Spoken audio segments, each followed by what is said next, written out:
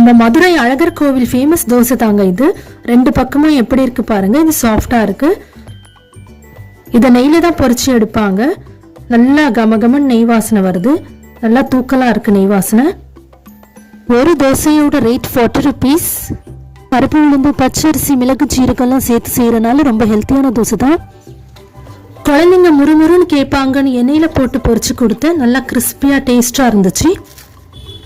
இதை தோசை தவால ஃப்ரை பண்ணலாம், இல்லைன்னா கடாயில் நெய் அல்லது ஆயில் ஊற்றி ஃப்ரை பண்ணலாம், டீப் ஃப்ரை பண்ணலாம். இந்த தோசை செய்யறதுக்கு 1/2 கப் கருப்பு உளுந்து 1 கப் பச்சரிசி தனித்தனியாக 6 மணி நேரம் ஊற வச்சு தனித்தனியாக அரைச்சிட்டு ஒரு பாத்திரத்தில் எடுத்துட்டு மிளகு சீரகம் பொடி பண்ணி போட்டுக்கிட்டு அதுக்கப்புறம் பெருங்காயத்தூள் கொஞ்சமாக சேர்த்து கருவேப்பிலையும் சேர்த்து தோசை தவால நிறைய ஆயில் அல்லது நெய் ஊற்றிட்டு ஊத்தப்பம் மாதிரி செஞ்சுட்டு 2 பக்கமும் நம்ம குக் பண்ணி எடுத்தா தோசை ரெடி.